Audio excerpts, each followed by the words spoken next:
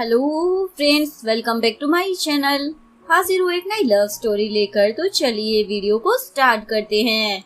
कहानी की शुरुआत जिया से होती है, जिसका एक अच्छे कॉलेज में एडमिशन हो गया होता है, लेकिन उसकी मॉम उसे पढ़ाई करने से मना कर रही होती है। इवन वो तो उसका एडमिशन लेटर भी फाड़ देती है और उसका भाई और उसकी मॉम उसे फोर्स करने लग जाते हैं, तुम्हें शादी करनी पड़ेगी ताकि बदले में उन्हें बहुत सारे पैसे मिल सके। लेकिन वो उनकी बात नहीं मानती और वहाँ से भागकर सिटी में आ जाती है ताकि वो खुद पैसे कमा कर अपने आगे की पढ़ाई कर सके। यहाँ पर उसे एक सेल गर्ल की जॉब मिल गई होती है और सोच रही होती है, मुझे कैसे भी कर पैसे कमाने ही होंगे ताकि मैं अपनी फीस भर सकूं। फिर एक ग्रैंडमा जिया के ऊपर नजर रख रही होती है। ये लड़की ना बहुत ही ज्यादा अच्छी है, इतने टाइम से मैंने उसके ऊपर नजर रखी हुई है। ये अपने प्रोडक्ट को बेचने के लिए किसी को भी झूठ नहीं बोल रही है। काश ये लड़की मेरे घर की बहू बन जाए। जिया देखती है बाकी सेल्स गर्ल कैसे लोगों को उल्लू बनाकर प्रोडक्ट बेच रही हैं। अभी ग्रैंडमा जिया से बात करने के लिए वहाँ पर आ जाती है। एक सेल्समैन ग्रैंडमा को देखकर उनसे बात करने लग जाता है।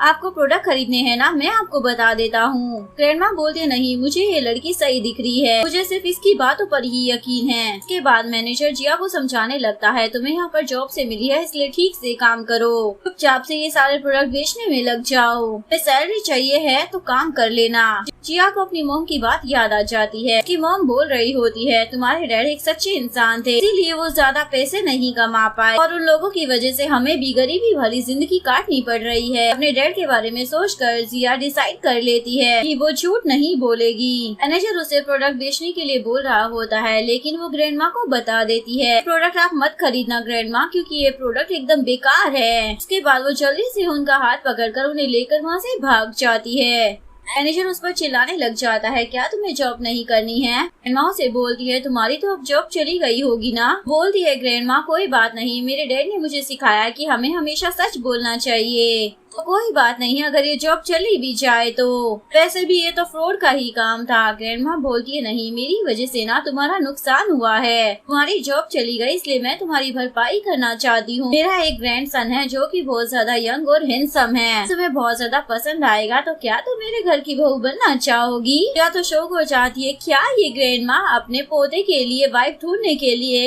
इस हेल्थ प्रोडक्ट के स्टोर में आई थी। और हमें फूशन को दिखाया जाता है जो एक कंपनी का सीईओ होता है।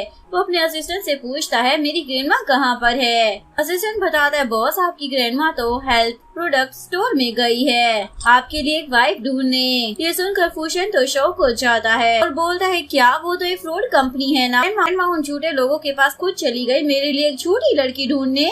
इधर ग्रैंडमा जिया को बोल रही होती है, तुम शादी के लिए मना क्यों कर रही हो? तुम्हें क्या लगता है कि मैं तुम्हें ब्राइड प्राइस नहीं दूंगी? और वो अपने पर्स में से कुछ पैसे निकाल कर उसे बोलती है, ये मेरी तरफ से तुम्हारे लिए मीटिंग गिफ्ट है। जिया बोलती है, ग्रैंडमा मुझे ये पैसे नहीं चाहिए थे और मेरा ये मतलब नहीं था।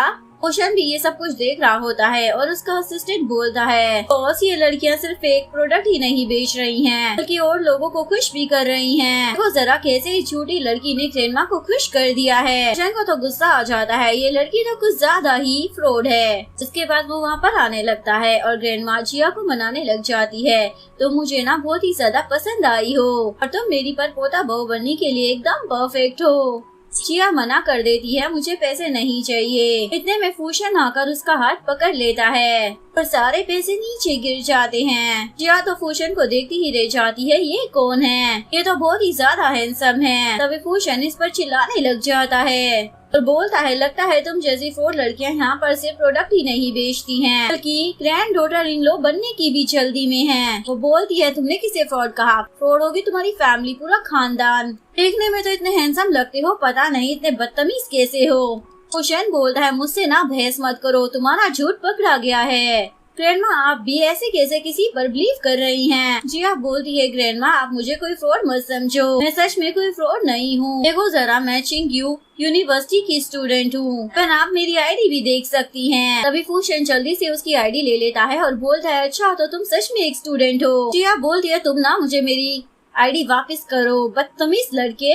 ग्रैंडमा चिल्लाने लग जाती है, इसे इसकी आईडी वापस करो। जिसके बाद वो आईडी वापस कर देता है और ग्रैंडमा अपने पोते पर चिल्लाने लग जाती है, इसने मुझे झूठ नहीं बोला है, मैंने इस लड़की पर बड़े दिनों से नजर रखी हुई है और ये बहुत ही ज्यादा अच्छी लड़की है। इसने किसी भी कस्टमर को अपने फेक प्रोडक्ट बेचने के लिए कोई झूठ नहीं बोला। उसे और जिया को बोलती है तुम मेरे पोते की बात का ना बुरा मत मानो, ये थोड़ा ऐसा ही है। सुनकर जिया तो शौक हो जाती है, दिखने में तो बड़ा हैंडसम है, तो आखिर इसे कोई लड़की कैसे नहीं मिल रही है, कहीं इसमें कोई कमी तो नहीं है। भूषण भी सोच रहा होता है पता नहीं ये झूठी लड़की क्या प्लानिंग कर रही है। तभी जिया को किसी की कॉल आ जाती है, इसलिए वो बात करने के लिए साइड में चली जाती है। जिसके बाद भूषण अपनी ग्रैंडमा को समझाने लगता है ग्रैंडमा वो एक फ्रॉड लड़की है, आप उसकी बातों में मत आओ। ग्रैंडमा बोलती है बिल्कुल भी नहीं, वो बहुत ही अच्छी है और मैंने सोच लिया है कि वही तुम्हारी वाइफ बनेगी, पर तुम्हें मेरी बात सुननी ही पड़ेगी। देखो मैं कितनी ज्यादा बूढ़ी हो चुकी हूँ और मैं तुम्हारी शादी होते हुए देखना चाहती हूँ, तो क्या तुम मेरी लास्ट विश भी पूरी नहीं कर सकते हो।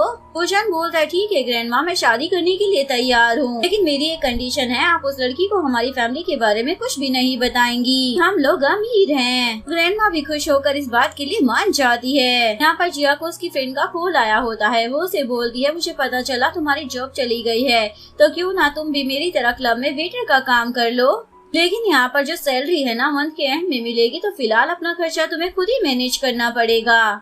जिया तो बहुत ही ज्यादा सैड हो जाती है क्योंकि उसे फिलहाल पैसों की जरूरत थी। ग्रैंडमा उसकी उतरी हुई शक्ल देखकर पूछती है तुम्हें क्या हुआ है। जिया ग्रैंडमा के पैसे उठाती है और बोलती है क्या आप मुझे ये पैसे उधार दे सकती हैं। भूषण को बोलती है देखो मैं कोई झूठी नहीं हूँ, मैं ये पैसे तुम्हें जल्दी वापस कर दूंगी, पर अगर तुम पैसे उधार नहीं देना चाहते हो तो कोई बात नहीं। भूषण मान जाता है ठीक है मैं तुम्हें पैसे उधार देने के लिए तैयार हूँ, लेकिन मेरी एक शर्त है कि तुम्हें मुझसे शादी करनी पड़ेगी। जिसके बाद दोनों ही मैरिज सर्टिफिकेट ले लेते हैं। जिया को तो बहुत बड़ा शौक लग रहा होता है कैसे मैंने इस लड़की से शादी कर ली, ये तो एक नंबर का बदतमीज है। तभी भूषण उसे अपना पैसों का कार्ड देकर बोलता है तुम्हें और पैसों की जरूरत होगी तो तुम इसमें से पैसे खर्च कर सकती हो। जिया बोलती है थैंक यू और तुम फिक्र मत करना, मैं तुम्हें तुम्हारे सारे पैसे वापस कर दूंगी। भूषण बोलता है इसकी कोई जरूरत नहीं है, तुम बस मेरी ग्रैंडमा को खुश रखो, यही मेरे लिए बहुत ज्यादा इम्पोर्टेंट है। वो बोलती है नहीं पैसे तो मुझे वापस करने ही पड़ेंगे ना, क्योंकि हम दोनों कॉन्ट्रैक्ट मैरिज में हैं। भले ही हमारा रिश्ता कॉन्ट्रैक्ट वाला है, पर मैं कभी तुम्हें चीट नहीं करूंगी और तुम्हें शर्मिंदा करने वाला कोई काम नहीं करूंगी। भूषण बोलता है ये तो अच्छी बात है,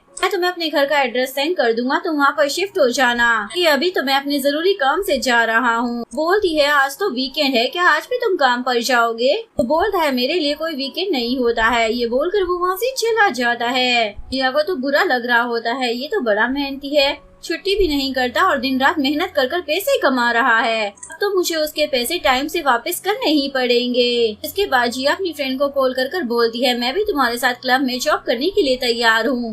दूसरी तरफ असिस्टेंट भूषण को बता रहा होता है हमें क्लाइंट से मिलने के लिए अभी क्लब में जाना होगा। भूषण कार में बैठकर निकलता है और जिया भी वहीं से जा रही होती है। इसके बाद जिया क्लब में वेटर्स की जॉब करने के लिए आ जाती है और अपनी फ्रेंड को बताती है मैंने आज शादी कर ली है। फ्रेंड बोलती है ऐसे कैसे तुमने किसी से भी शादी कर ली, वो भी एक 10 साल बड़े आदमी के साथ, तो बहुत ही ज्यादा ओल्ड होगा ना, तुम्हें कॉलेज की स्टूडेंट देखकर बेवकूफ बना दिया।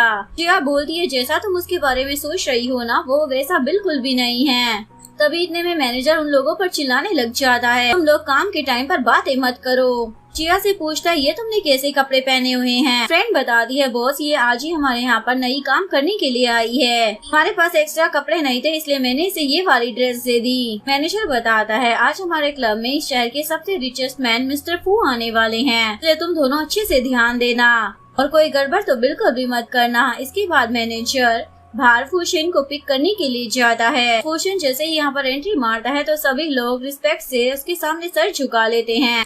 इसी वजह से जिया और भूषण तो एक दूसरे को देख भी नहीं पाते। इसके बाद भूषण जैसे ही अंदर पहुंचता है तो उसके सारे दोस्त उसे सरप्राइज पार्टी देते हैं। तुमने अचानक से शादी कर ली है ना, इसलिए हम लोगों ने तुम्हारे लिए बैचलर पार्टी रखी है, इसलिए आज तुम मना नहीं कर सकते हो, सभी को पी कर ही घर जाना होगा। के बाद सभी लोग ड्रिंक करने लग जाते हैं। भूषण की बचपन की दोस्त लिन उसे बोलती है मैंने सोचा नहीं था कि तुम इतनी जल्दी शादी कर लोगे, लेकिन अगर तुम कभी अपनी वाइफ से बोर हो जाओ तो तुम मेरे पास आ सकते हो। बोल रहे तुम्हारी फैमिली कितनी ज्यादा रिस्पेक्टेबल है, तुम ऐसी बातें कैसे कर सकती हो। फिर भूषण का फ्रेंड हान वहाँ पर आकर बैठ जाता है और लिन को बोलता है आखिर तुम लोग आर्ग्यूमेंट क्यों कर रहे हो? बोल दिया मैं देखना चाहती हूँ आखिर इसकी पत्नी कैसी है जो ये इतना ज्यादा खुश हो रहा है। हान बोलता है मैंने यहाँ पर एक बहुत ही ब्यूटीफुल सी वेट्रेस को ऑर्डर दिया है, तो उसकी कंपैरिजन में ना कुछ भी नहीं हो।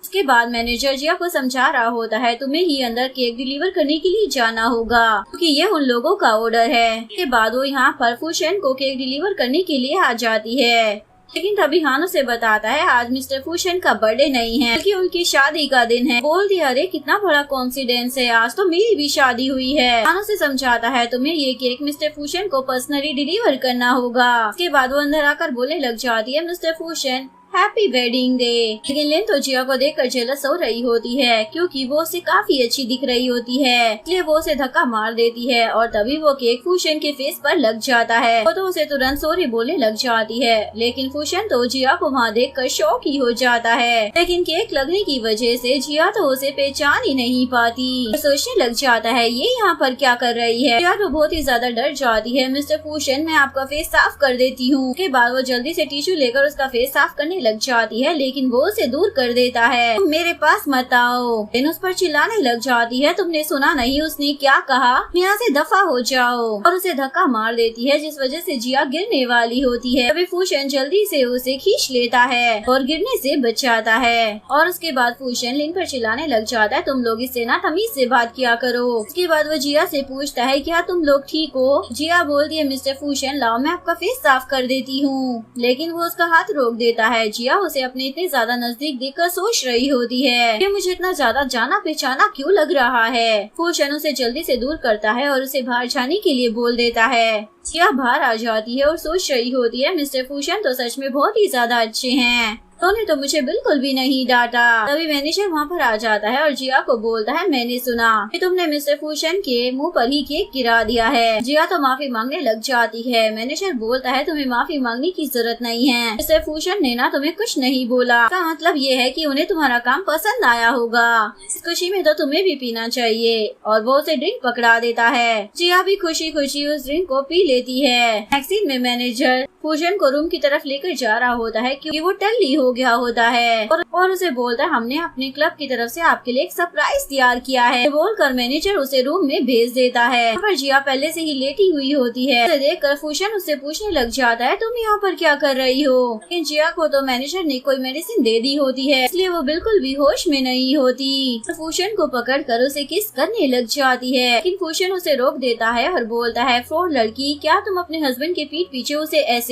चीट करने वाली हो। क्या उसे बोल दिया तुम मुझसे दूर हो जाओ, मुझे पैसे कमाने हैं क्योंकि मैं अपने हस्बैंड के ऊपर बर्डन नहीं बन सकती हूँ। सुनकर वो बोलता है क्या ये सब कुछ तुम अपने हस्बैंड के लिए कर रही हो, ऐसे तुम्हें पैसे किस लिए चाहिए। वो बोलती है मुझे अपनी कॉलेज फीस भरने के लिए पैसे चाहिए, साथ ही अपने हस्बैंड को एक छोटा सा गिफ्ट देने के लिए। ऐसा बोलकर वो उसे दूर करती है और सो जाती है। भूषण सोचता है ड्रंक होने के बाद भी ये लड़की एकदम झूठी बोल रही है, ये तो बहुत बड़ी झूठी निकली। नेक्स्ट मॉर्निंग जैसे ही फूशन को उसके असिस्टेंट की कॉल आती है तो उसकी नींद खुल जाती है और वो उस पर चिल्लाने लग जाता है तुम्हारी कॉल की वजह से ना मेरी वाइफ उठ जाती, इसलिए मैं तुम्हारे इस मंथ का बोनस ही कट कर रहा हूँ। इसके बाद फूशन वहाँ से चला जाता है। इसके बाद जिया जैसे ही उठती है तो उसे कुछ समझ ही नहीं आ रहा होता आखिर कल रात हुआ क्या था, वैसे मैं ऐसा सपना कैसे देख सकती हूँ। उसके बाद जिया फूशन के दिए हुए एड्रेस पर पहुँच जाती है और सोचती है ये घर तो बहुत ही ज्यादा बड़ा है, कहीं ऐसा तो नहीं है कि मैं कोई गलत एड्रेस पर पहुंच गई हूँ। उसके बाद जिया धीरे धीरे घर के अंदर आ जाती है और इधर उधर देखने लग जाती है। फूशन उसे देखकर पूछता है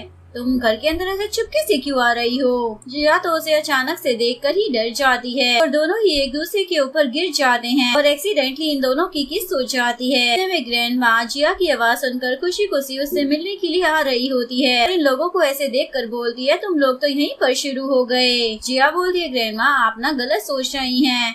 फूशन पूछता है ग्रैंड माँ आप यहाँ पर क्या कर रही हो।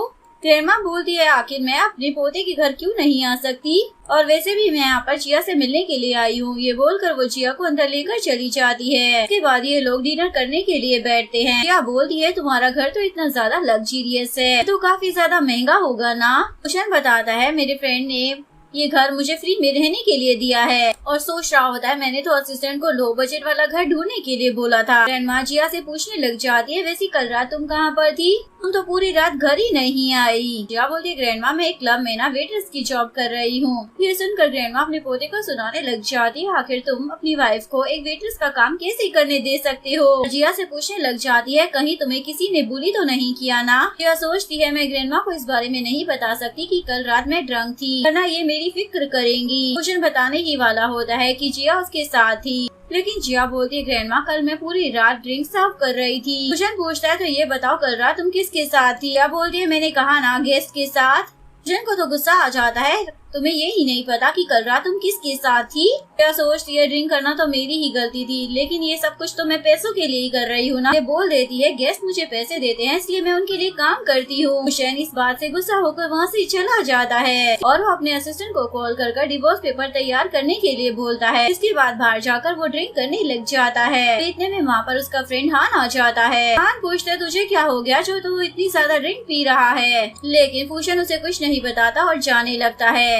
फिर उसकी पॉकेट में से एक गिफ्ट नीचे गिर जाता है क्योंकि उसने जिया के लिए खरीदा होता है, क्योंकि उसने उसे बताया था कि वो भी उसे गिफ्ट देने वाली है। अपने फ्रेंड से उस गिफ्ट को ले लेता है और बोलता है तुम्हें दूसरों की चीज को ऐसे हाथ नहीं लगाना चाहिए। इधर जिया अपनी फ्रेंड से कॉल पर बात कर रही होती है। उसकी फ्रेंड बोलती है मुझे पता ही नहीं था कल रात मैनेजर ने तुम्हें कोई मेडिसिन दे दी थी, तुम्हें मिस्टर फूशन के रूम में भेज दिया था, पर क्या तुम ठीक हो। सुनकर जिया तो शौक हो जाती है ये मैंने क्या कर दिया। इधर फूशन अपने असिस्टेंट के साथ कार से जा रहा होता है, लेकिन तभी बारिश होने लग जाती है। असिस्टेंट फूशन को बताता है बॉस लगता है वो आपकी वाइफ है। फूशन जिया को बारिश में भीगता हुआ देखकर अपनी कार रोकने लग जाता है। या तो रोने लग जाती है मैं तो बस काम करने के लिए गई थी, मैंने तो सोचा ही नहीं था मैं शादी वाले पहले दिन ही अपने पति को चीट कर दूंगी, मैंने उसके साथ ना बहुत ही ज्यादा गलत किया है। ये सब सोच कर वो रो रही होती है। अभी फूशन वहाँ पर अम्ब्रेला लेकर पहुँच जाता है। सोचता है इसे रोता हुआ देखकर मुझे इतना ज्यादा बुरा क्यों लग रहा है और उसे पूछने लग जाता है आखिर तुम रो क्यों रही हो, चलो हम घर चलते हैं।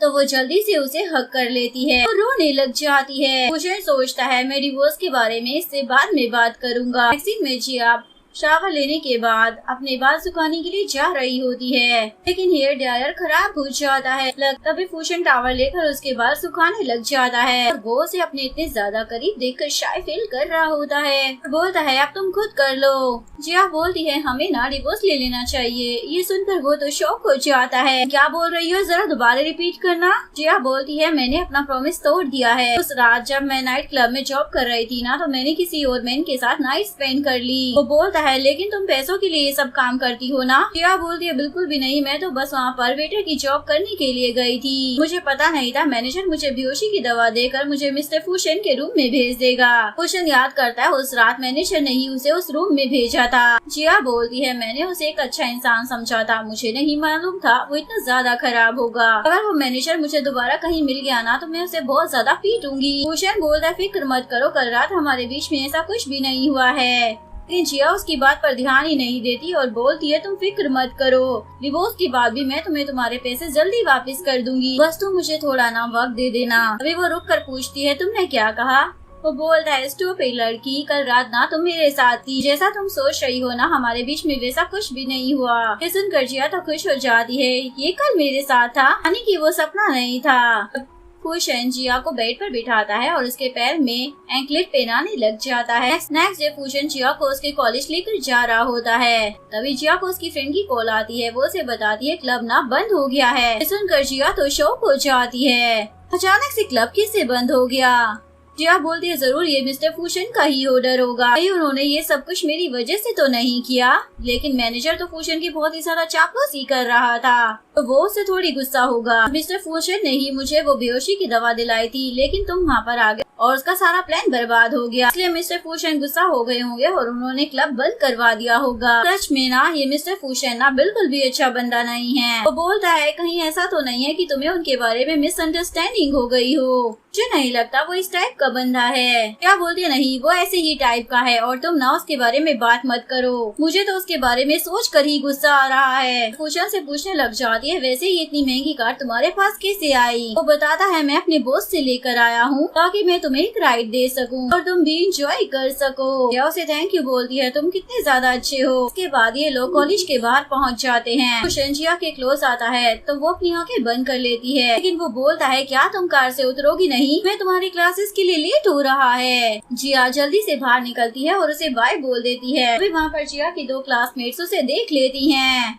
बोलने लग जाती है जिया तो गरीब है तो वो इतनी महंगी कार से कैसे आ सकती है, लगता है इसने किसी रईस बंदे को फंसा लिया है। उसके बाद जिया जब कैंटीन में बैठकर खाना खा रही होती है तो उसकी ये सारी क्लासमेट्स आकर उसे बुली करने लग जाती हैं और सभी के सामने उसकी बेइज्जती कर रही होती हैं। तुम तो बहुत ही ज्यादा बेशर्म हो, ऐसा बोलकर वो उसके ऊपर कचरा फेंकने लग जाती हैं। दूसरी तरफ शैन देखता है कि जिया तो अपनी आईडी कार में ही भूल कर चली गई है, इसलिए वो कॉलेज वापस आने के लिए कार्ड मोड़ लेता है। यहाँ पर ये सारी क्लासमेट्स जिया को बुली किए जा रहे होते हैं। तभी वहाँ पर जिया को बचाने के लिए फूशन आ जाता है। लोगों की हिम्मत भी कैसे हो गई मेरी वाइफ को बुली करने की। जिया की क्लासमेट बोलती है ये इतनी बड़ी थोड़ी हुई है जो इसकी शादी हो गई होगी, मुझे तो लगता है जरूर ये तुम्हारे डैड की मिस्ट्रेस होगी। फूशन बोलता है जरा दोबारा रिपीट करना, तुमने मेरी वाइफ के बारे में क्या बोला है। वो बोलती है हाँ मैं बोलूंगी, ये तो बहुत ही ज्यादा बेशर्म लड़की है। फूशन उसे एक चाटा लगा देता है। वो लड़की बोलती है तुम्हारी हिम्मत कैसी हो गई मुझे मारने की, तुम्हें मालूम भी है मेरे डैड शैन ग्रुप कंपनी में काम करते हैं। फूशन सोचता है अच्छा तो इसके डैड मेरी कंपनी में काम करते हैं। अभी वहाँ पर प्रिंसिपल भी टपक पड़ता है, चिल्ला रहा होता है यहाँ पर ये सब क्या चल रहा है। और वो फूशन को देखकर उसे बोलने लग जाते हैं मिस्टर फूशन आप यहाँ पर। और फूशन तो बहाना बना देता है कि वो फूशन नहीं है बल्कि फूशन ने उसे यहाँ पर भेजा है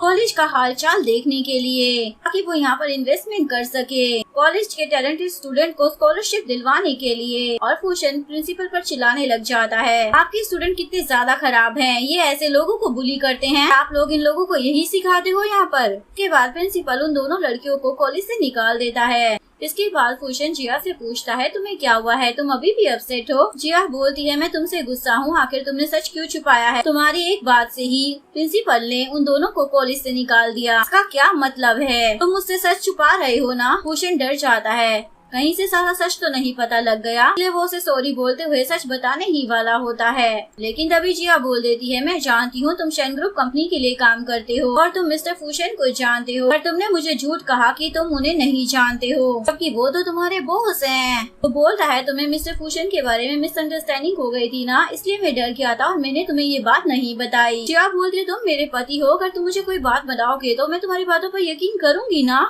तो जिया को शैन ग्रुप कंपनी से जॉब की कॉल आ जाती है तो वो बहुत ही ज्यादा खुश हो जाती है। फूशन को बताती है मुझे इंटर्नशिप के लिए ऑफर आया है शैन ग्रुप कंपनी से। बोलती है लेकिन मैंने तो वहाँ पर अपना रिज्यूम सेंड ही नहीं किया था, मुझे वहाँ से जॉब का ऑफर कैसे आ गया। वो बोलता है एक्चुअली में मैंने ही मिस्टर फूशन को तुम्हारे बारे में बताया था, लगता है बॉस को तुम्हारा रिज्यूमे पसंद आ गया है, इसलिए तो उन्होंने इंटर्नशिप के लिए तुम्हें वहाँ पर हायर किया है। जिया बोलती है तुमसे मिलने के बाद ना मैं बहुत ही ज्यादा लकी हो गई हूँ, ऐसा बोलकर वो उसे किस कर देती है। फूशन तो बहुत ही ज्यादा शर्मा रहा होता है।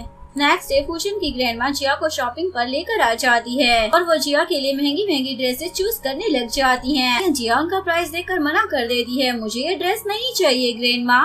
ग्रैंडमा बोलती है तुम प्राइस की चिंता मत करो, लेकिन जिया फिर भी महंगी वाले ड्रेस नहीं चूज करती। लेकिन ग्रैंडमा तो सारी ड्रेसेस को खरीदने के लिए बोल देती है, बोलती है तुम सभी में से चूज कर आराम से सोच लेना कि तुम्हें कौन सा पहनना है। जिया बोलती है ग्रैंडमा आप इतने ज्यादा पैसे क्यों खर्च कर रही हैं। ग्रैंडमा बोलती है तुम फिक्र मत करो। तभी यहाँ पर उसकी वो दोनों चुड़ैले क्लासमेट आ जाती हैं जो उसे कॉलेज में बुली कर रही थी। तुम इतनी महंगी शॉप में क्या कर रही हो जिया। ग्रैंडमा चिल्लाने लग जाती है तुम होती कौन हो ये बोलने वाली। वो लोग ग्रैंडमा को भी सुनाने लग जाती हैं। जिया बोलती है तुम लोग चाहे मुझे कुछ भी बोल लो पर तुम लोग मेरी ग्रैंडमा के बारे में कुछ भी नहीं बोल सकते। सुनकर ग्रैंडमा तो और भी ज्यादा उससे इम्प्रेस हो जाती है और सोचती है मैंने एकदम सही लड़की को अपने घर की बहू चुना है। जिया की क्लासमेट तो उस पर चिल्लाने लग जाती है, वो उसे धक्का देने वाली होती है, लेकिन बीच में ग्रैंडमा आकर उसे दूर कर देती है। तुम मेरी बहू को परेशान नहीं कर सकते हो, लेकिन वो लड़की ग्रैंडमा को ही धक्का मार देती है। ये देखकर जिया को तो और भी ज्यादा गुस्सा आ जाता है। फिर वो अपनी क्लासमेट को एक पंच मार देती है। इसके बाद वो दोनों भी उससे लड़ने के लिए आ जाते हैं। इसके बाद इन तीनों के बीच में फाइट होने लग जाती है और ग्रैंडमा साइड में आकर जल्दी से फूशन को कॉल कर देती है, जल्दी से यहाँ पर पहुंचो, कुछ लड़कियाँ तुम्हारी वाइफ को परेशान कर रही हैं। ये बोलकर वो कॉल कट कर देती हैं। लेकिन जैसे ही वो मुड़कर देखती हैं तो शौक हो जाती है क्योंकि जिया ने उन दोनों लड़कियों को अच्छे से धो दिया होता है। देख इधर फूशन मॉल के पार पहुंच जाता है और जिया को देखकर पूछता है, तुम ठीक तो हो ना? पति आ गया है, मुझे बताओ, जिसने भी तुम्हें बुली किया है मैं उसे सबक सिखाऊंगा। फिर जिया की दोनों क्लासमेट बाहर आ जाती है और बोलती है, तुम अभी भी हमें सबक सिखाना चाहती हो? दोनों की ऐसी हालत देखकर भूषण के तो होश उड़ जाते हैं। क्या मेरी पत्नी ने इन दोनों को मारा है? तभी वो देखता है उसकी वाइफ के हाथ भी लाल हो गए हैं उन दोनों को मारकर। उसे बोलता है, तुम्हें कितनी ज्यादा चोट आई है, चलो मैं तुम्हें हॉस्पिटल लेकर चलता हूँ। क्लासमेट्स बोलने लग जाती है, क्या कहा? हॉस्पिटल जाने की जरूरत तो हम दोनों को है। ऐसे मुझे मालूम है कि तुम एक नंबर के झूठे हो, तुम बस एक्टिंग कर रहे हो कि तुम मिस्टर फूशन के लिए काम करते हो। एक बार मेरे डैड को यहाँ पर आ जाने दो, फिर तुम लोगों के असली रंग बाहर आ जाएंगे। जिया बोलती है, तुम इन सब में मत पड़ो, मैं माफी मांग लेती हूँ। वो बोलता है, बिल्कुल भी नहीं, आखिर मैं भी देखूं इसका डैड है कौन। अभी इतने में उस क्लासमेट का डैड वहाँ पर पहुँच जाता है और चिल्लाने लग जाता है, कौन है जो मेरी बेटी को बुली कर रहा है? फूशन को देखकर बोलता है, अच्छा वो तुम हो जो बोल रहे हो कि तुम शेन ग्रुप कंपनी में काम करते हो, लेकिन मैंने तो वहाँ पर तुम्हें कहीं नहीं देखा। फूशन बोलता है, तुम्हारा ना स्टेटस ही इतना ज्यादा लो है कि तुम कभी मुझे देख ही नहीं सकते। वो तो चिल्लाने लग जाता है, मैं तुम्हें छोड़ूंगा नहीं। जिया फूशन को प्रोटेक्ट करने के लिए सामने आ जाती है और बोलती है, तुम्हें जो भी करना है ना मेरे साथ करो, मेरे हस्बैंड को टच भी मत करना। वो बोलते हैं, अच्छा तो तुम ही वो लड़की हो जिसने किसी रिच मैन को फंसा रखा है। ये सुनकर शेन उन्हें मारता है। उसके डैड को गुस्सा आ जाता है, लेकिन तभी उन्हें कंपनी से कॉल आता है, आपको कंपनी से फायर किया जा रहा है। जिसके बाद फूशन जिया को लेकर वहाँ से चला जाता है। उसके बाद उस लड़की के डैड उसे चाटा मारते हैं और बोलते हैं, तुमने रिचेस्ट फैमिली से पंगा ले लिया। वो बंदा और कोई नहीं बल्कि शेन ग्रुप कंपनी का CEO मिस्टर फूशन है। जिया ग्रैंडमा और फूशन के साथ घर पर आ जाती है और घर में बहुत सारे शॉपिंग बैग देखकर वो शॉक हो जाती है। ग्रैंडमा से पूछती है, ये सब क्या है? ग्रैंडमा बोलती है, तुम वहाँ परचेज नहीं कर पा रही थी ना, तो मैंने ये सारी चीजें खरीद ली, अब तुम जो चाहे वो यूज कर सकती हो। जिया बोलती है, ग्रैंडमा ये कुछ ज्यादा ही एक्सपेंसिव खर्चा नहीं हो गया? ग्रैंडमा बोलती है, बिल्कुल भी नहीं, और चली जाती है। उसके बाद जिया फूशन से बोलती है, तुम्हारी ग्रैंडमा ने इतनी ज्यादा शॉपिंग कर ली है, इससे तो हमारी फैमिली कर्जे में आ जाएगी ना। फूशन बोलता है, मेरी ग्रैंडमा ना बहुत ही कम मॉल जाती है और उन्हें प्राइस की नॉलेज भी नहीं है, इसलिए उन्हें जो भी पसंद आता है ना मैं खरीद देता हूँ। लेकिन तुम फिक्र मत करो, मैंने वो सारे प्रोडक्ट डुप्लीकेट लिए हैं, ये असली वाले नहीं हैं। ऐसे तुम इसके लिए मुझे ब्लेम तो नहीं करोगी ना? जिया बोलती है, जरूर करूंगी, तुमने ये बात मुझे पहले क्यों नहीं बताई? मैं तो बहुत ही ज्यादा डर गई थी कि अब हमारी फैमिली के ऊपर बहुत सारा कर्जा होने वाला है। अभी ग्रैंडमा जिया को आवाज देने लग जाती है, चलो जल्दी से आकर चूज करो कि कल तुम कौन से वाले कपड़े पहनोगी। फूशन जिया को बोलता है, लेकिन तुम ग्रैंडमा को ये बात बिल्कुल भी पता नहीं लगने देना, वरना उन्हें बहुत ही ज्यादा बुरा लगेगा। जिया बोलती है, मैं समझ गई, और फिर वो ग्रैंडमा के पास ड्रेस चूज करने के लिए जाती है। इसके बाद रात में जिया और फूशन को एक ही रूम में सोना पड़ता है, क्योंकि ग्रैंडमा ने इन लोगों पर नजर रख रखी होती है और फूशन को यहाँ पर बहुत ज्यादा गर्मी लग रही होती है। तो याद करता है उसकी ग्रैंडमा ने उसे जो सूप पिलाया था, जरूर उसमें कुछ था। वो जिया के क्लोज जाने लगता है, लेकिन फिर वो ऐसे तैसे खुद को कंट्रोल करता है और जमीन पर ही लेट जाता है। जिया को बोलता है, तुम बेड पर लेटो, मैं यहीं पर ठीक हूँ। नेक्स्ट मॉर्निंग ग्रैंडमा उन दोनों को उठाने आती है। जिया देखती है वो तो फूशन के साथ जमीन पर ही सो रही है। जिया उठ जाती है और बोलती है, ग्रैंडमा आप जैसा सोच रही है ना वैसा कुछ भी नहीं है। ग्रैंडमा बोलती है, मुझे अच्छे से मालूम है, चलो जल्दी से उठ जाओ और ब्रेकफास्ट कर लो। ग्रैंडमा जिया से पूछती है, अब बताओ तुम कौन सा वाला ड्रेस पहनने वाली हो?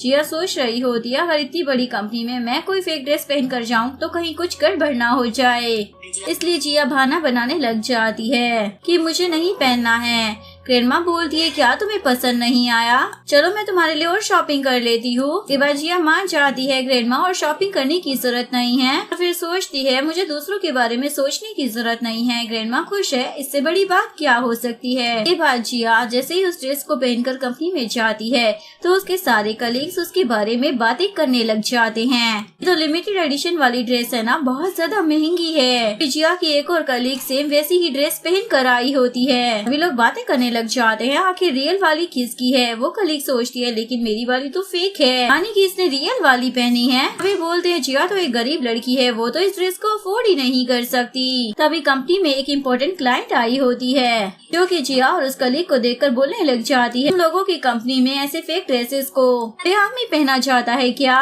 ये लोग बातें करने लग जाते हैं। देखा, जिया की ड्रेस तो फेक थी। वो क्लाइंट बोलती है क्या मैं अपने ही ब्रांड की ड्रेस नहीं पहचानूंगी? जिया तो तुरंत माफी मांगने लग जाती है। वो क्लाइंट बोलती है तुम क्यों माफी मांग रही हो? माफी तो इस लड़की को मांगनी चाहिए। और वो क्लाइंट क्लियर कर देती है जिया ने असली वाली ड्रेस पहनी है। जिसके बाद सभी लोग बातें करने लग जाते हैं, यानी कि जिया की अगर रियल ड्रेस है और ये कलीग जो कि हर ब्रांड की ड्रेस पहनती थी वो सारी फेक होती थी। जिया तो खुश हो जाती है। लगता है ये फेक ड्रेस इतनी ज्यादा रियल लग रही है कि खुद क्लाइंट अपने ही ब्रांड को पहचान नहीं पा रही है। इसके बाद जिया क्लाइंट के लिए कॉफी लेकर जा रही होती है। तभी वो कलीग बीच में टांग अड़ाकर उसे गिरा देती है और वो सारी कॉफी क्लाइंट के ऊपर गिर जाती है। उसके कपड़े भी खराब हो जाते हैं। वो तो चिल्लाने लग जाती है मैं ये ड्रेस मिस्टर फूशन से मिलने के लिए पहन कर आई थी। अब ये बिजनेस डील कैसे होगी? जिया की कलीग तो खुश हो जाती है। अब तो जिया कई काम से जिया क्लाइंट से माफी मांगती है और बोलती है मेरे पास एक तरीका है जिससे मैं आपकी ड्रेस को ठीक कर सकती हूँ। उसके बाद वो उसका बेल्ट लेती है जिस पर कॉफी गिर गई होती है और वो उसे कोई और स्टाइल में कर देती है क्योंकि पहले वाले स्टाइल से भी ज्यादा अच्छा लग रहा होता है। उसके बाद वो क्लाइंट जिया से बहुत ही ज्यादा इम्प्रेस हो जाती है और उसे भी अपने साथ मीटिंग में चलने के लिए इन्वाइट करती है। मैं तुम्हारे बॉस से तुम्हारी तारीफ करूंगी। उसके बाद जिया भी खुश होकर उनके साथ मीटिंग रूम में चली जाती है। सोच रही होती है आज मैं मिस्टर फूशन से मिलूंगी, लेकिन तभी वहाँ पर फूशन के डैड आ जाते हैं जो कि इस कंपनी के चेयरमैन होते हैं। फूशन गलती से किसी और रूम में पहुँच जाता है यहाँ पर मीटिंग नहीं हो रही होती। एक्चुअली में फूशन के डैड अब्रोड से अचानक से जिया से मिलने के लिए यहाँ पर आए होते हैं क्योंकि उन्हें पता चल गया था कि ये उनके घर की बहू है। वो जिया को बोलते हैं मैं तुमसे ना काफी टाइम से मिलना चाहता था। जिया उनसे पूछती है क्या आप मुझे जानते हो? क्लाइंट तो जिया की तारीफें करने लग जाती है। आपकी कंपनी की इंटर्न ना बहुत ही ज्यादा अच्छी है और इसे तो डिजाइन की भी बहुत ज्यादा नॉलेज है। चेयरमैन बोलता है तभी तो मेरे बेटे ने इसे चुना है।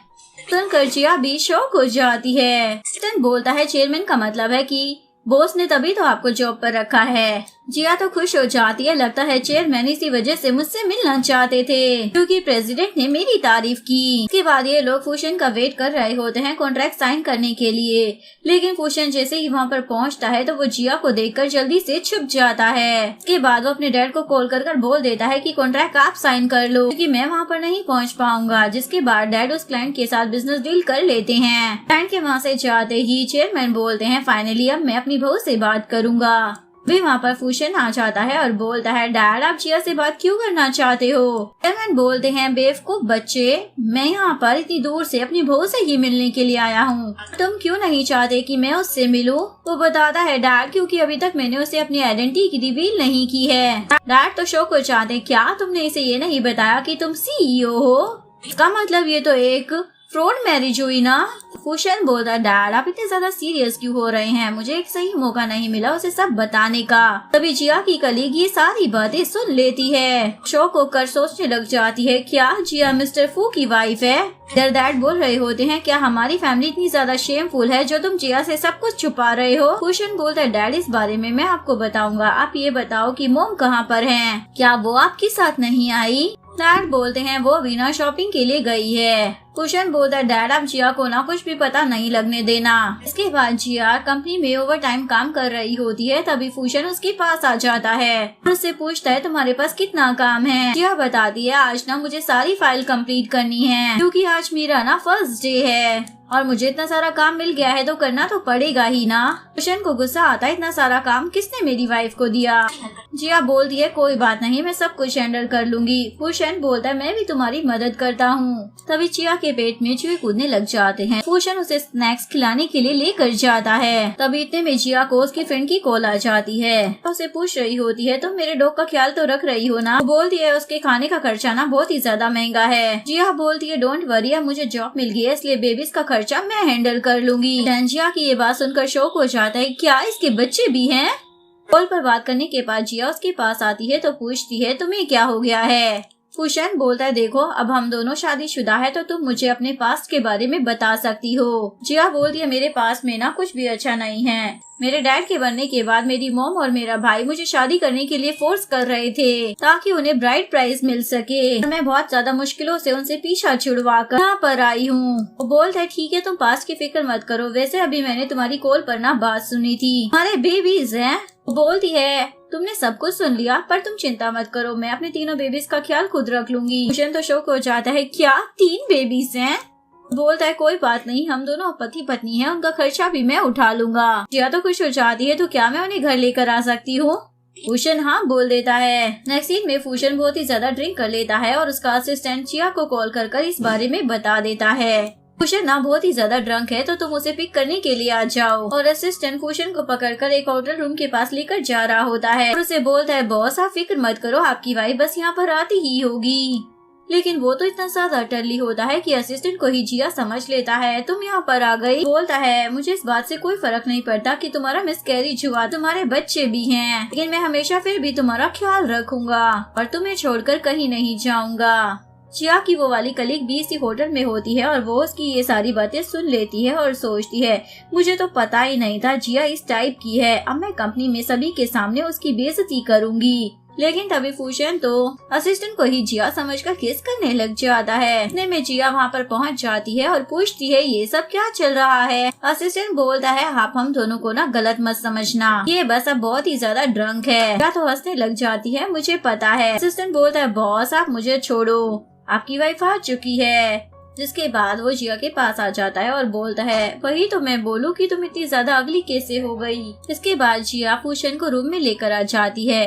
फूशन उसे बोलता है मुझे ना हमारा खुद का बेबी चाहिए। इसके बाद ये दोनों इंटीमेट हो जाते हैं। नेक्स्ट मॉर्निंग जैसे ही जिया की नींद खुलती है तो वो जल्दी से वॉशरूम में जाती है।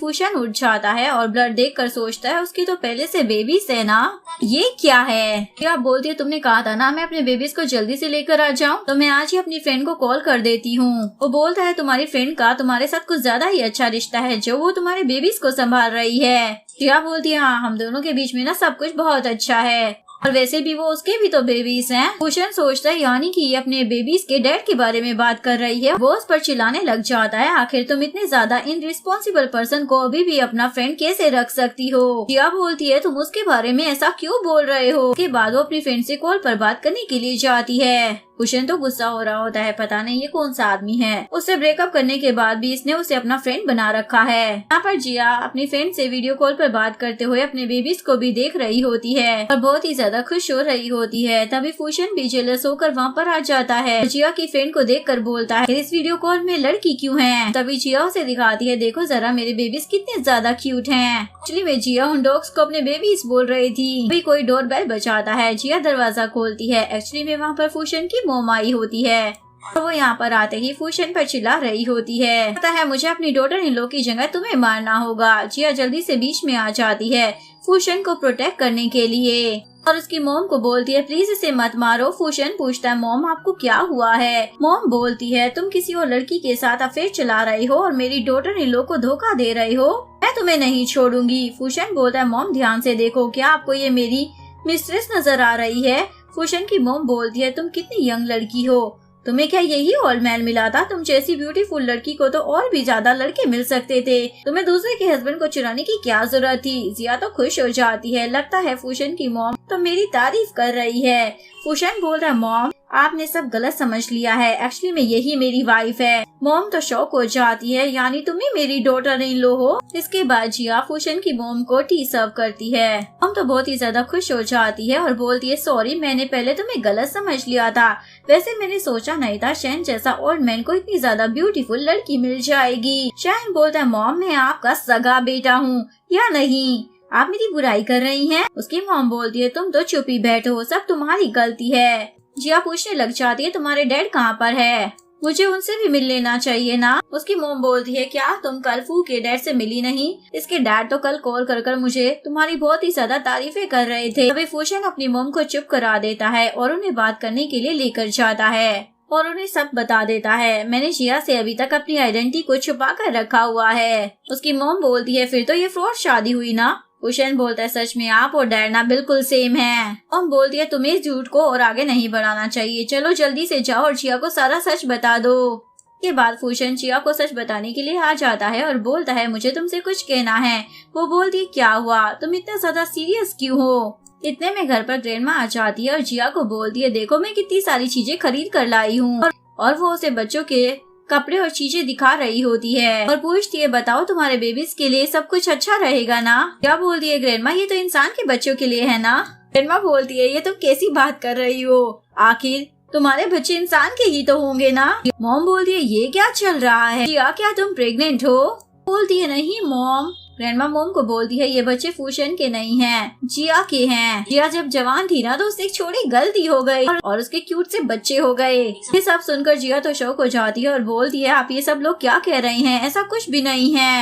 ऐसा बताती है मैं जिन बच्चों के बारे में बात कर रही थी ना वो कुत्ते के बच्चे हैं। ये सुनकर ग्रैंडमा और मॉम तो शौक ही हो जाते हैं। जिया बोलती है कौन मेरे बारे में ये सारे रूमर्स फैला रहा है? फूशन बोलता है जिया जो भी गलतफहमी थी वो दूर हो चुकी है ना, चलो अब पास्ट को भूल जाते हैं। जिया बोलती है नहीं, तुम्हें क्या मालूम एक लड़की के लिए उसकी रेपुटेशन कितनी ज्यादा इम्पोर्टेंट होती है। उसने भी मेरे बारे में ये सब बोला है ना, उसने अपना लेवल ही क्रॉस कर दिया है। फूशन बोलता है क्या मालूम जिसने तुम्हारे बारे में रूमर फैलाए हैं उसे खुद भी गलतफहमी हो गई हो। जिया बोलती है बिल्कुल भी नहीं, वो ना बहुत ही ज्यादा बुरा पर्सन है, अगर वो मुझे मिल गया ना तो मैं खुद ही उसे बहुत मारूंगी। नेक्स्ट डे जिया जैसे ही कंपनी में पहुंचती है तो सभी लोग उसी के बारे में बातें कर रहे होते हैं क्योंकि जिया की कलीग ने कंपनी के पोस्ट पर उसके बारे में फेक न्यूज फैला दी होती है। उसकी शादी से पहले ही बच्चे हैं और वो कैरेक्टर की अच्छी लड़की नहीं है। जिया सभी को बोलने लग जाती है ये सब फेक है, पर कोई भी उसकी बात नहीं मान रहा होता। जिया सोचती है मुझे बॉस से इस बारे में बात करनी चाहिए। इसके बाद वो फूशन के ऑफिस में आ रही होती है लेकिन वो यहाँ पर होता ही नहीं है। जिया सोचती है अब मुझे जाकर चेयरमैन से मिलना चाहिए। तभी फूशन अपनी कंपनी में आया होता है और उसे भी इस न्यूज के बारे में पता लग जाता है। दूसरी तरफ जिया फूशन के डैड से मिलने के लिए जैसे ही उनके ऑफिस में आती है तो वो यहाँ पर फूशन की मोम का हाथ पकड़े हुए उन्हें देख लेती है। उसके बाद वो उन्हीं पर चिल्लाने लग जाती है आखिर आप फूशन की मोम को कैसे परेशान कर सकते हैं, और मोम को बोलने लग जाती है आप बिल्कुल भी फिक्र मत कीजिए, मैं इन्हें छोड़ूंगी नहीं। क्या आपको मेरे और फूशन के नाम पर ब्लैकमेल कर रहे होंगे ना कि ये हमें जॉब से निकाल देंगे, पर कोई बात नहीं, मैं खुद ही यहाँ से रिजाइन कर दूंगी। चेयरमैन उसे समझाने की कोशिश करते हैं लेकिन जिया बोलती है आप ना दूरी रहो, मैंने आपको इतना अच्छा समझा था लेकिन आप तो बहुत ही ज्यादा बुरे पर्सन निकले। तभी यहाँ पर फूशन भी आ जाता है। बोलते अच्छा हुआ तुम सही टाइम पर आए हो, अब तुम इसे सारी चीजें एक्सप्लेन करो। जिया फूशन को बोलती है तुम चेयरमैन की बात में मत आना, ये तुम्हारी मोम को बुली कर रहे थे। तभी जिया को जरूरी कॉल आ जाती है इसलिए वो वहाँ से चली जाती है। बोलते देखो तुम्हारी वजह से ना मेरी बहू मुझे एक छिछोरा समझ रही है, चलो जल्दी से जाकर उसे सब क्लियर करो वरना मेरी बहू के सामने तो मेरी इज्जत का फलूदा हो जाएगा। इधर जिया लॉबी में आई होती है क्योंकि उसकी मॉम और ब्रदर यहाँ पर उससे पैसे मांगने के लिए आए होते हैं और सभी के सामने उसकी बेइज्जती करने लग जाते हैं। जिया की कलीग ये देखकर खुश हो जाती है और वो चेयरमैन को आकर जिया की कंप्लेंट करने लग जाती है। वो ना कैरेक्टर की बहुत ही ज्यादा खराब लड़की है इसलिए उसे यहाँ से फायर कर देना चाहिए। चेयरमैन तो उसे ही फायर कर देता है, तुम मेरी बहू की बुराई कैसे कर रही हो, तुम जैसी लड़की तो यहाँ पर काम करने के लायक ही नहीं है। इसके बाद वो भी गुस्सा होकर वहाँ से चली जाती है। इधर जिया की मॉम और भाई उसे बुली कर रहे होते हैं और उसे नीचे धक्का मार देते हैं। तभी फूशन अपने गार्ड के साथ वहाँ पर पहुँच जाता है और उसकी मॉम और ब्रदर को पकड़वा लेता है। इसके बाद असिस्टेंट उन्हें बता देता है फूशन और कोई नहीं बल्कि इस कंपनी का सीईओ है। ये जानने के बाद जिया भी शौक हो जाती है, शहन इतना ज्यादा रिच है। जिया की मोम तो उसे और भी ज्यादा ब्लैकमेल करने लग जाती है, ये हमारी बेटी है तो तुम हमारे साथ ऐसा बिहेव कैसे कर सकते हो। जिया बोलती है हमारी माँ बेटी का रिश्ता तो कब का खत्म हो चुका है जब आपने मुझे घर से निकाल दिया था। इसके बाद वो उन्हें वहाँ से जाने के लिए बोल देती है। उसके बाद फूशन जिया को मिलवाने के लिए अपने मोम डैड के पास लेकर आ जाता है और जिया के सामने डैड की इज्जत का भी फलूदा बच जाता है। फूशन बोलता है क्या तुम मुझसे गुस्सा हो गई हो? वो बोलती है मैं आखिर तुमसे गुस्सा कैसे हो सकती हूँ, मैं तो ये सोच रही थी शायद मैं तुम्हारे लायक ही नहीं हूँ। तुम दोनों के बीच में कितना ज्यादा डिफरेंस है ना। फूशन बोलता है बिल्कुल नहीं, तुम इस बात की ना बिल्कुल भी फिक्र मत करना कि तुम मेरी वाइफ हो, मैं हमेशा तुम्हारा ख्याल रखूंगा। इसके बाद जिया फूशन को अपनी फ्रेंड के साथ डिनर पर लेकर आ जाती है। यहाँ पर ये लोग काफी सारी बातें कर रहे होते हैं। घर पर आने के बाद फूशन शावर लेने चला जाता है। तभी जिया यहाँ पर डिवोर्स एग्रीमेंट देख लेती है और बहुत ही ज्यादा शौक हो जाती है। फूशन शावर लेकर बाहर आता है तो वो ये देखकर बोलता है तुम पहले मेरी एक्सप्लेनेशन सुन लो। जिया नहीं सुनती और सवाल करती है तुम मुझसे अपनी असली आइडेंटिटी क्यों छुपा रहे थे, अब मुझे समझ में आ गया है। तुम्हें मुझ पर शक था ना कि मैं पैसों की लालची होंगी, इसलिए तुमने मुझे बताया ही नहीं।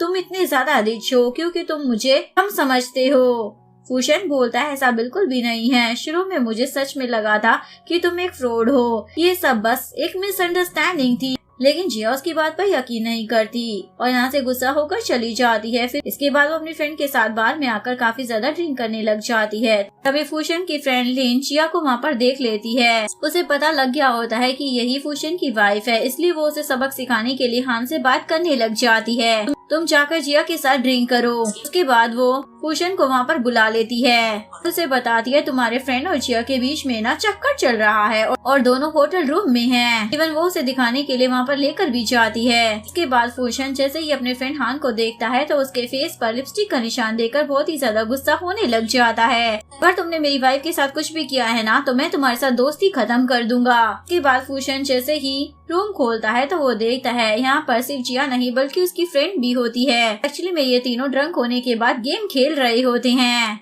या तो गुस्सा हो जाती है, यानी तुम मुझ पर शक कर रहे थे इसलिए यहाँ पर आए हो ना।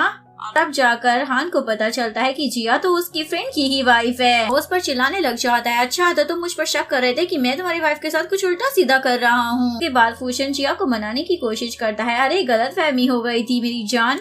बोलती है मैं इतनी आसानी से नहीं मानने वाली। के बाद फूशन बहुत सारे तरीके आजमाता है लेकिन जिया नहीं मानती। ये सब देखकर फूशन के मॉम डैड उसे बीमार होने का आइडिया देते हैं। के बाद जिया जैसे ही हॉस्पिटल में पहुंचती है तो फूशन कोमा में जाने की एक्टिंग करने लग जाता है। देखकर जिया तो बहुत ही ज्यादा रोने लग जाती है और बोलती है तुम बस ठीक हो जाओ, मैं तुमसे गुस्सा नहीं होंगी। उसे रोता हुआ देखकर फूशन तो स्माइल करने लग जाता है। फिर जिया ये सब नोटिस कर लेती है और समझ जाती है कि ये सब इसकी प्लानिंग है। फिर वो भी एक्टिंग करने लग जाती है, फूशन तो नहीं रहा इसलिए मुझे किसी और को ढूंढ लेना चाहिए, खुश रहने के लिए किसी का साथ तो जरूरी है ना। ये बोलकर वो जाने लगती है। फूशन उठ जाता है और उसे रोकने लग जाता है। जिया बोलती है मुझे मालूम था कि तुम एक्टिंग कर रहे हो। फूशन बोलता है ये सब ना मेरी फैमिली का आइडिया था, लेकिन उसके मॉम डैड तो जल्दी से अपनी जान बचाकर वहाँ से भाग जाते हैं।